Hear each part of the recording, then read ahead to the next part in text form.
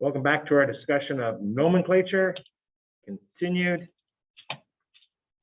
Here we have an example that has parentheses, not our friend. Wow, this got square parentheses, and inside the square there's normal parentheses. My goodness. More parentheses. Let's get rid of those parentheses, shall we? This means there's two of the same group attached to the next carbon because there are parentheses at the beginning. And that was a 3-carbon group. 1, 2, 3. See, I've still got 2 of those groups on there. Now I'm going to draw the square parenthesis attached where it belongs. And before I do that, get rid of this 2 and stick the CH3 where it belongs. Now draw it where it belongs. CH2 once, CH2 twice, C with 2 CH3s, and then I'm going to erase the whole thing. Oh, man. Because I redrew it where it belongs. I know, that's confusing. But I took that square parenthesis and put it where it belongs. There it is. CH2 number 1, CH2 number 2, C with 1 H and 2 CH3. Done. Back to the chain. CH is connected to CH. I can even put a bond there if you want. CH is connected to CH. And once again, we don't like these parentheses. There's 2 of them. Now there's only 1, and I'm putting 1 of them back. There you go. I want the longest chain from the correct direction. And I'm not gonna mess with the wrong direction this time. So which direction, left or right, or? Oh, trick question. 1, 2, 3. It's a trick question. Left to right doesn't give the longest chain. Not as currently drawn. Oh. Who's got the longest chain? Tell me what color carbon to start on. Red. And I think that gives away the answer. Why red? Well, if I go red, I can get to a chain of 1, 2, 3, 4, 5. This thing to the right is just a group because I can get more than 1, 2 more carbons going to the left. 6, 7. And just to be difficult, I'm going to go 8, 9, 10 this way. It didn't matter if I did that or to the left, right? Now, everything that doesn't have a number on it, I want it to be very clear. Everything that doesn't have a number on it right now is a group. I'm going to highlight them and name them. Wait, suppose the 2 by the first parenthesis. Yes, and I put one of them back right there in blue. CH2, CH2, CH3. CH2, CH2, CH3. There are 2 of them attached to carbon 7. You only put 1. There was 1 already in typeface. I got rid of the 2, which means I really only got rid of 1 of those 2, and I put it back. So you're using a combination. yeah. Well, if it's typed, I can keep it there, and I got rid of this typed because I redrew it here. Okay. And then there's a group 8, 9, 10 could have gone left here. 8, 9, 10 give the same name. So I have a pink group that I have to name, and I have a yellow group that I have to name. Oh no, I have numbers on it. It's not a group I have to name. I think the only 2 groups are that, pink and yellow. That's it. Everything else has numbers on it right now. Except, busted myself. This doesn't have a number. That 1 carbon doesn't have a number there. See it? It does now. It's going to be a methyl on carbon 2, isn't it? What's the yellow group called? Yellow highlighter. Propyl. That goes after methyl, correct? Yeah. And what's the group in pink? It's a 3-carbon group. It's a CH with 2 CH3s. Do you want me to write CH3 here? I know at the end of a stick it implies CH3, but clearly it's a CH3. It's a 3-carbon group. We call those propyl. but it's got a V at the end. It's an isopropyl. Somebody's looking up. That's good. Isopropyl goes by the letter I. So I have an M for methyl, I have an I for isopropyl, and I have a P for propyl. I think I was the first of those ones, right? IJKLMNMNOP. So on 5, there's an isopropyl.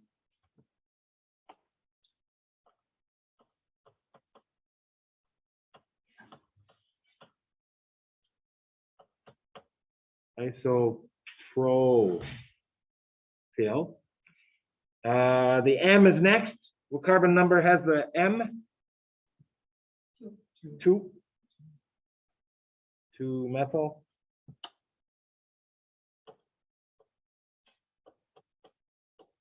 And what's that thing on 7? 7 propyl.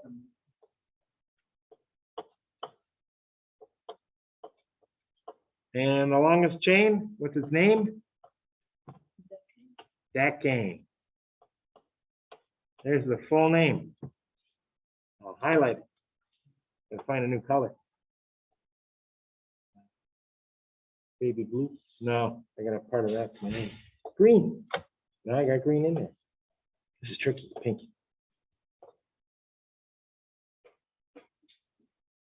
I need to see that highlighted name.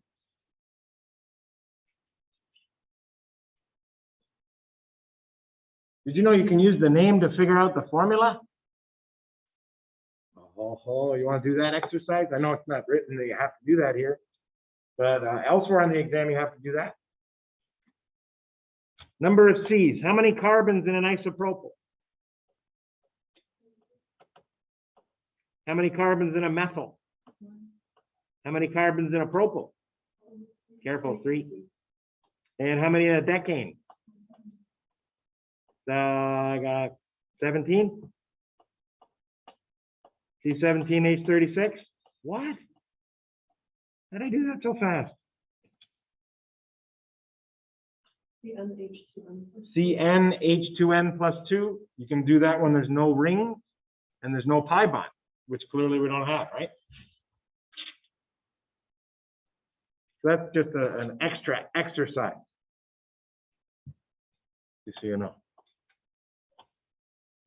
We won't do that again today, unless I think it's good. Moving on to this guy. It's the ring takes over for the chain. How do you say there's a ring with a size 5? The ring. Cyclopentane is the end of the name. What's the group on there? Hey, it's got a V on it again. See the V pattern at the end? CH3, CH, CH3, that's an iso. Oh, it's another iso, but how many carbons in the group this time? 1, 2, 3, 4, 5.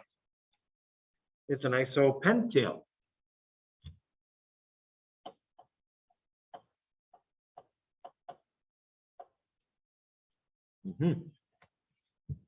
Wait, I'm sorry. Why 7 propyl and not isopropyl like the first one? On carbon 7, there's a group that has 3 carbons in a row. Yeah. That's a normal group. Okay. On carbon 5, there was 3 carbons, but not in a row. They were a V. See the V? Yeah. Yeah, that's an iso pattern. Also, iso is V. It's a pattern, yeah. And isopenyl. Interesting. There's a little typo there. T's missing. Isopenyl. There we go. Did you know I will take a second name here and no penalty at all? And you go 1, 2, 3, 4, and say, I'm going to call this butane, even though it's shorter. There's a methyl group on 3 and a cyclopentyl on 1. 1 cyclopentyl and 3 methyl. These are both acceptable names to me.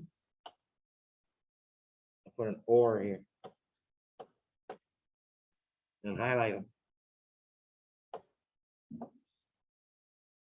isopentyl cyclopentane, or 1-cyclopentyl 3-methylbutane. So we don't have to take the one with the more carbon. If you're looking for the definitive one, the first one technically has a longer chain than a butane. In this case, the chain is also part of a ring, but so UPAC would say that's a superior name. And then Dr. Whitaker saying, that's one more rule that I think it's just too far. And yeah, so I got more flexibility than the UPAC people. Well, if we don't have continued, like, from 5 on the cycle, we put on it and then 6, 7. Oh, no, you can't be both part of a ring and a chain. You're one or the other. Okay. So you can't number inside of a ring and then continue outside the ring? No, don't do that. And then we're gonna lay our dots down for our last one here. Those have to be the dots. And I'm only gonna do the correct numbering system. Does anybody want to take a stab? Top dot or bottom dot for number 1? Remember, you got to go carbon 2 in the biggest ring, no matter what group arrangement there is. You can't disobey a bicycle rule. And so you want top or bottom for the number 1? You like the bottom? I think I agree. I think I disagree. Then I changed my mind. If I go on the bottom, then I got to go all the way to the up here, and then the next number is here. But if I start at the top, I'm going to go all the way around the big ring, and then my next number has a group on it, which is going to be clearly superior to what you just did before, where the next one didn't have a group on it. Okay, let's do the top. Had to be top.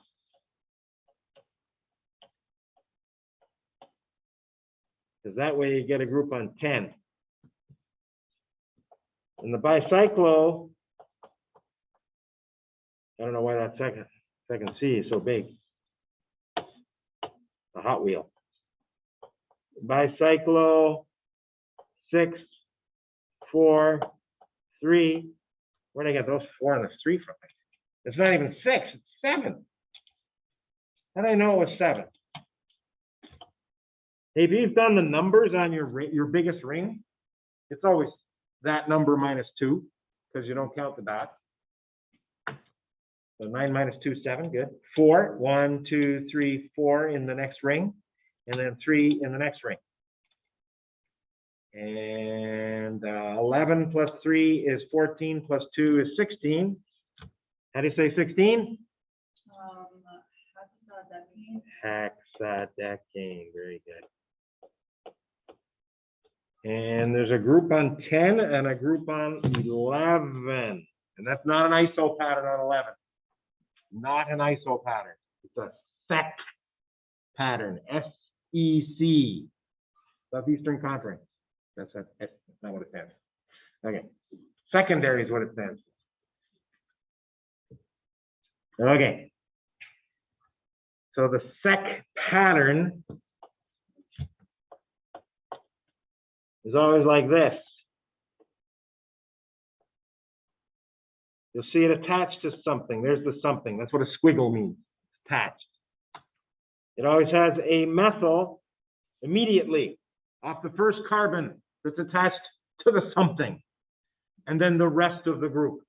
So watch very carefully. Starting with sec-butyl right there. Sec-butyl right there. You want to see sec-pentyl? Sec-pentyl. I want to do it a little neater though. Butyl, pentyl, sec-hexyl, sec-heptyl. I got a dead spot on my screen. Sorry, they're supposed to be connected there. Anything resembling. No, the chicken feet is coming up. But we're going to see a chicken foot in that one. The sec is this, the key is there's a methyl group on the carbon attached to the chain, and then the rest of the group on the same carbon. Okay, that's the pattern you're looking for sec. And there's actual videos out there where you have to draw as exercises, isos, sex, terts. Okay? Please watch those. So in this one, when I was finished, 1, 2, 3, 4, 5, 6, sec-hexyl, that's not our example. It's just another example of a sec. This is a sec with how many carbons? 1, 2, 3, 4. Sec-butyl. And you're thinking, oh, it's got to go near the end of the name because it's got S in its name, right? Uh-oh. UPAC sometimes thinks the rules are getting too easy, so they throw curveballs at you. Alphabetically, you don't alphabetize sec or tert. It's easier to remember what you don't alphabetize than what you did. You want the complete list of don't alphabetize? It's got 3 items in it. Sec and terts don't alphabetize under S or T. They go by what's after S, sec, and what's after terts. We had an example earlier, and there's another example on this page. Trichloromethyl. That doesn't go by T. It goes by C. So prefixes is the third thing. Prefixes indicating multiples of the same thing in a group, okay? Or multiples of the same group. And they go all the way from di to tri to tetra, penta, hexa, hepta, octa, nona, deca. So if we had a molecule called deca-iodobutane, there would be 10 iodo groups on it. It's cool. It's got another name, but don't worry about that. Bicyclo-743 hexadecane, our groups are sec-butyl, which goes by B. And it's going to go first. 11 sec-butyl goes by B, underline the B. And the other one, what are you going to call that? How many carbons are in the group? 1. What's the name of a 1-carbon group? Methyl. Now, it's a group with a group on it. But technically, it's a group with 2 groups on it, right? Okay. Well, think of that as like its own little nomenclature problem. I just want to name the group. The most important thing about the group goes at the end. That's the thing attached to the chain. That's methyl. It goes at the end of the group name, methyl. It's a group still. And then you say there's 2 bromos on it. And you put that in front.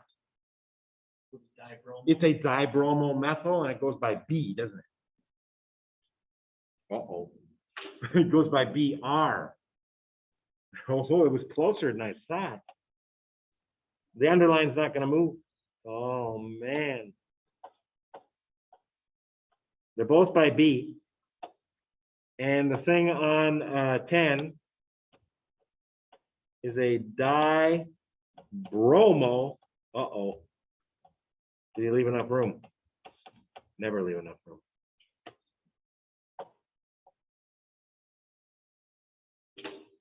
Yeah, why not? It just looks bad. Tidying up.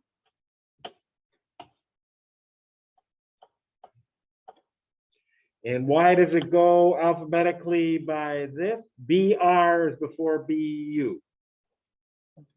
Right? And now you have to tell me one group is sticking away out of the page and one's behind. How do you do that? Trans.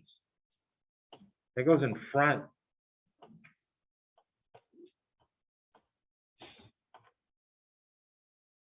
There's the name.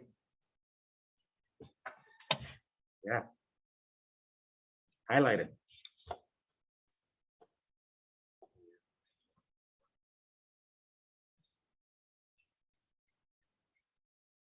So the red is at the end.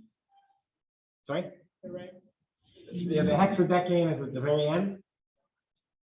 Because it's the big chain, which is the bicyclo ring system. The dibromomethyl, you got to remember the methyl part's the part that's attached to the red, and the bromos are attached to the methyl. And eventually we're going to learn what happens if that's bigger than just methyl. You're going to have to tell me where the groups are on it. We'll do that soon. Like in our next example. Wait, I just realized something. Uh-oh. You know, how we put hexa, that means for 16. Yeah. So after the 11, 12, 13, that's a 1. So when we 12, 13, 14, 15, 16. I typically won't show the numbers if I don't need them. Okay. Yes, it does get to 16. We can skip over the 1 and Well, I didn't, they counted in the name, but I didn't put their numbers on there because I don't have groups on them. I didn't need 12, so why show the 12? I didn't need the 13, so why show the 13? They're there. So in an exam, it's just the best to show what you need. I didn't even need to see the numbers at all. I'm only grading that highlighted thing. I don't care about numbers on your pictures. Not going to grade your rough work. It's the final answer. On this one, can we please correct the typo first? I forgot to close my parenthesis. I'm going to do it now. It's right here. Please close that parenthesis. And I think there's a typo there too. That one should be missing. I don't know what happened there. I don't even know why it's there. Just erase this one and the dash, please. There. So 2 typos in the next question. Should be 5-223 trifluoropropyl, close parenthesis, because that group is finished. Then on carbon 6, there's a neopentyl on the chain tridecane. Wow, that's a lot. Double video? I think so. We're going to stop it and pick up right there with a corrected version.